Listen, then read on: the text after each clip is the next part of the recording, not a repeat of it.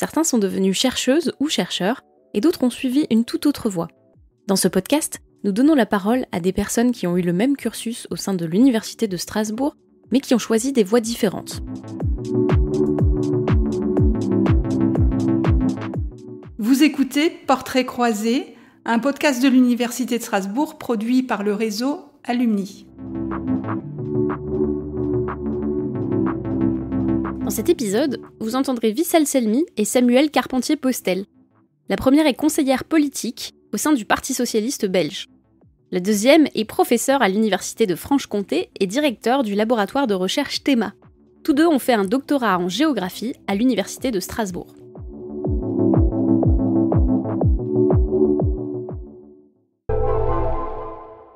Si vous étiez une capitale du monde. Si j'étais une capitale, je serais Bruxelles. Pour moi, Bruxelles, c'était mon premier terrain d'études quand j'étais en maîtrise. Aujourd'hui, on appelle ça Master 1. Et j'y avais fait une étude des répartitions socio-résidentielles. En gros, c'est l'idée d'identifier les inégalités spatiales, pour le dire simplement, qui habite où dans la ville. Et c'est une ville où je retourne régulièrement. Depuis plus de 20 ans, une ville dont j'apprécie particulièrement l'ambiance et le côté cosmopolite. La première qui m'arrive à l'esprit, c'est Tunis. C'est une capitale qui a été traversée par pas mal de civilisations, pas mal de cultures, qui est dynamique et qui est très diversifiée d'un point de vue architectural ou paysager. Donc je pense que c'est les villes dans lesquelles j'ai évolué. J'ai vraiment beaucoup d'affection pour Strasbourg. C'est une capitale européenne. Tout est accessible à pied, en vélo, en transport en commun. C'est très agréable. Et puis je dirais aussi Bruxelles pour l'aspect très cosmopolite, très diversifié. On entend toutes les langues, on voit toutes les nationalités et c'est très bien en fait. Si vous étiez un géographe célèbre ou qui vous a marqué. Je dirais Al-Khwarizmi, Khwarizmi en arabe. C'est un savant donc du 8e, 9e siècle. Il a travaillé sur différents domaines, donc notamment les mathématiques, l'astronomie et aussi la géographie. Si j'étais un géographe célèbre, je serais Reginald Goledge, de l'Université de Santa Barbara, qui est un peu moins connu que son collègue Waldo Tobler, mais qui est l'un des pionniers de la géographie comportementale, qui est le sous-champ dans lequel je mène mes recherches. L'apport de ces travaux, il consiste surtout à s'interroger sur la géographie du point de vue de l'individu, à la fois dans les pratiques de l'espace, mais aussi dans les représentations de l'espace qui nécessairement vont avoir une influence sur où on va, ce qu'on décide de faire, etc. Si vous étiez une question non résolue de votre discipline. Pour commencer en guise de boutade, je dirais que la plupart des questions sont non résolues ou quand elles ne le sont que temporairement jusqu'à ce que les connaissances progressent. Je dirais principalement comment la géographie s'articule avec les autres disciplines pour traiter les interactions entre l'homme et la nature. Donc je pense que c'est une question un peu fondamentale, surtout dans le milieu urbain. Si j'étais une question non résolue, je dirais, même si c'est assez large, la cognition spatiale. C'est-à-dire, quelle est la nature de l'information spatiale que les individus ont à l'esprit, notamment pour se déplacer. C'est depuis mes études la question qui me fascine et qui est pour moi une des clés pour essayer de comprendre ensuite les comportements dans l'espace.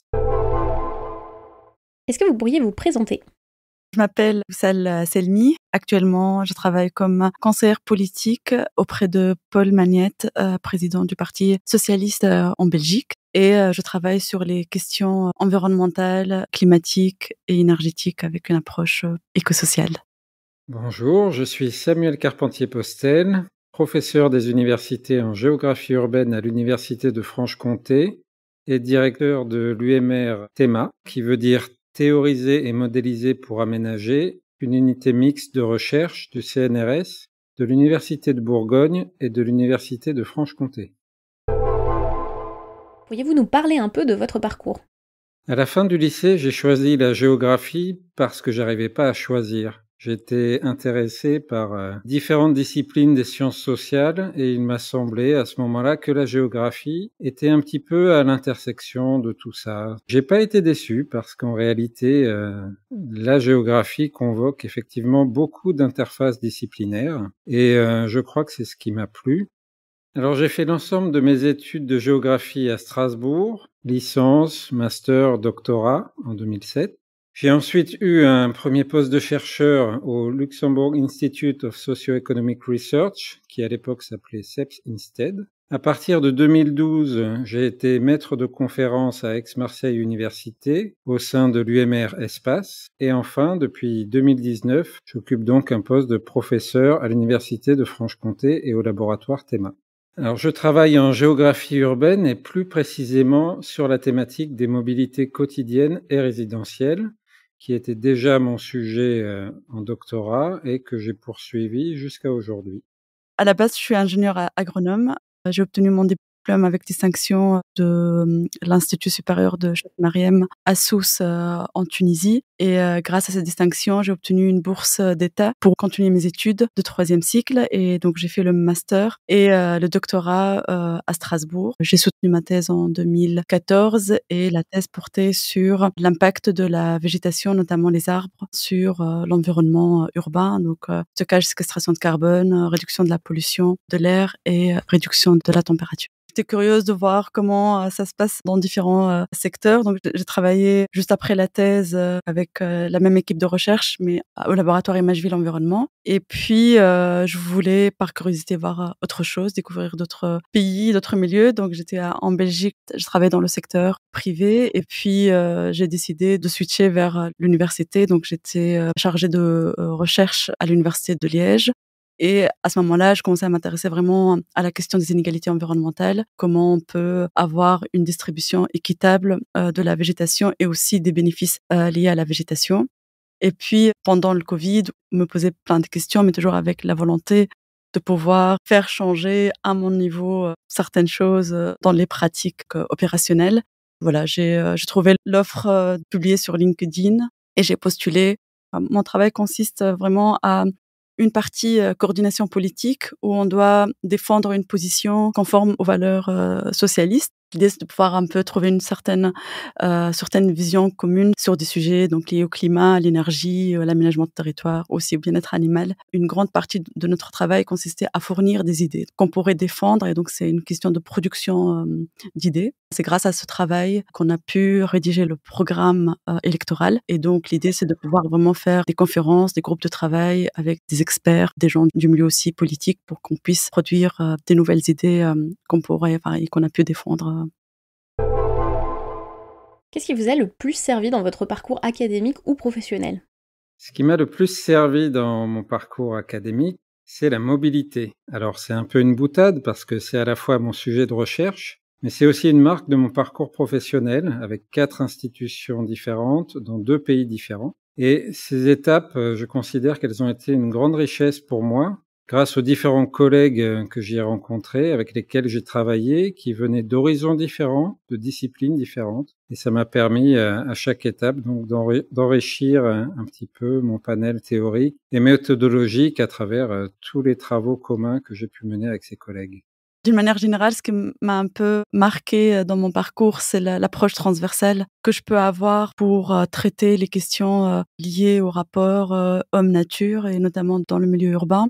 Je pense que l'avantage d'avoir ce parcours universitaire, c'est aussi de m'appuyer sur la science, de m'appuyer sur des données scientifiques fiables. Là, l'exercice, c'est de pouvoir aussi simplifier ce discours scientifique vers un discours qui pourrait marquer ou bien toucher plus les pouvoirs publics.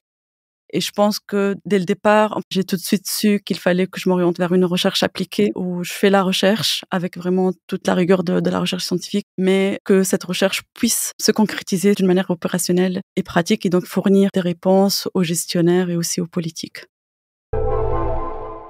Actuellement, qu'est-ce qui vous motive ou vous plaît le plus dans votre métier ? Alors, ce qui me plaît, c'est essentiellement la diversité des tâches. Et ce qui me plaît aussi, et peut-être surtout, c'est la liberté académique, c'est-à-dire le fait de pouvoir choisir ses sujets de recherche, construire ses propres enseignements. Je dirais que globalement, je suis quelqu'un de curieux et d'indépendant, et que pour ces raisons, ce métier me correspond bien. pouvoir, à mon humble niveau, faire bouger certaines choses, changer aussi certaines pratiques, pouvoir rendre possible une justice environnementale, lutter à la fois contre le changement climatique dans son approche la plus globale, mais aussi rapporter vraiment au niveau local et de pouvoir aider les citoyens à pouvoir intégrer à la fois les enjeux climatiques et aussi les enjeux sociaux. Au contraire, y a-t-il quelque chose que vous détestez dans votre métier? Ce que je n'aime pas dans mon métier et surtout dans l'évolution de mon métier depuis 20 ans que je le pratique, c'est l'ampleur des tâches administratives chronophages et pas toujours pertinentes. L'université a bien changé de ce point de vue avec une lourdeur administrative qui augmente et qui pèse sur les activités du cœur de métier, donc la recherche et l'enseignement. Le plus dur, c'était effectivement de faire un transfert du milieu académique vers le secteur privé. J'avoue que ce n'était pas évident pour moi. Pour la politique, dans l'ensemble, ça allait. C'est pas quelque chose que je déteste, mais c'est que je dois faire avec. C'est la question de l'urgence, pouvoir vraiment répondre d'une manière urgente, mais tout en respectant vraiment la rigueur scientifique qu'il y a derrière et la rigueur de l'information. En fait, la temporalité scientifique n'est pas forcément la même que la temporalité politique. Si vous aviez fait une autre carrière, ce serait laquelle? Si j'avais fait une autre carrière, je pense que j'aurais aimé être photographe. Je suis passionné de photos depuis une bonne vingtaine d'années. Je fais des photos de paysages, ça c'est peut-être le lien avec la géographie, mais je fais aussi du portrait et de l'animalier par exemple. Si j'avais fait une autre carrière, ce serait probablement électricienne. J'adore bricoler, réparer des électroménagers, trouver toujours une solution. Et donc, c'est vrai que quand il y a eu le choix après le bac du domaine que je dois avoir, j'étais entre biologie, géologie ou maths physique qui oriente vers le génie électrique. Biologie, géologie l'a emporté. Est-ce que vous pouvez nous citer des personnes ou des faits qui vous ont le plus marqué lors de votre passage à l'université? La première personne, c'est David Novak. C'est un chercheur américain très très connu dans notre domaine. Et donc c'est lui qui a créé le modèle que j'ai utilisé pour la première fois en France à l'époque. J'ai été beaucoup touchée par son humilité, sa volonté de transmettre ses connaissances, sa disponibilité. Et c'était vraiment agréable de travailler avec lui, d'échanger avec lui, de trouver toujours des solutions à des problèmes à l'époque techniques donc liés au développement du modèle.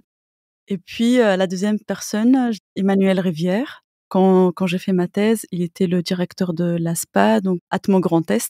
Il a tout de suite vu l'intérêt de mon travail et je pense que c'était grâce à lui que j'ai pu orienter le travail de la thèse vers une recherche appliquée. Je pense bien évidemment à ma directrice de thèse, Colette Cauvin, qui est aujourd'hui professeure honoraire de l'Université de Strasbourg, dont le côté passionné et la rigueur scientifique ont été un exemple pour moi. Et au-delà de Colette Cauvin, c'est l'ensemble des collègues du laboratoire Imagéville, qui aujourd'hui s'appelle Imageville Environnement, avec lesquels j'ai découvert la recherche dans un environnement qui était très riche et très intéressant scientifiquement. Et je suis aujourd'hui reconnaissant de tout ce que j'y ai appris parce que cette étape de formation à la recherche au laboratoire a été vraiment un acquis extrêmement utile pour la suite de mon parcours. Avez-vous un conseil à donner aux étudiants ou jeunes diplômés qui suivent le même parcours que vous? Si j'ai un conseil, c'est voyager. Voyager, ayez le plus possible de séjours scientifiques à l'étranger parce que c'est grâce à ça qu'on pourrait avoir une perspective illimitée, des interactions vraiment très pertinentes, des échanges, une transmission et une réception de savoir, une ouverture d'esprit. C'est parmi les éléments fondamentaux pour qu'on puisse avancer, que ce soit dans notre vie professionnelle ou aussi personnelle. Eh bien, je vais donner un conseil qui n'est pas tellement spécifique parce que selon moi, de ce que je vois de mon activité d'enseignant, je pense que ce qui est déterminant pour n'importe quel parcours d'études, c'est d'aller vers ce qui nous plaît, d'aller vers ce qui nous fait vibrer. Un métier, c'est quand même énormément de temps passé au travail et pour moi, c'est absolument essentiel de s'y épanouir et d'y trouver du sens. Si on n'a pas cette petite flamme, je pense que c'est difficile d'obtenir de bons résultats. Un dernier mot pour conclure ce podcast? Un message aux jeunes, surtout ceux qui sont pas encore dans l'enseignement supérieur. Je suis toujours surpris du peu d'engouement que suscite la géographie dans le choix d'orientation, alors que c'est une discipline qui est absolument au cœur de beaucoup d'enjeux contemporains. Et je crois que c'est une discipline qui est assez mal connue, bien qu'elle soit enseignée dans le secondaire, parce que ce qu'on fait à l'université est quand même très différent des programmes du secondaire. Donc j'invite les jeunes à être curieux de cette discipline et pourquoi pas se découvrir une vocation de géographe. Je suis contente que l'Université de Strasbourg m'a contactée. Mais merci à vous pour cet échange et pour cette opportunité. C'était Portrait croisé, un podcast de l'Université de Strasbourg produit par le réseau Alumni. Retrouvez-nous sur alumni.unistra.fr.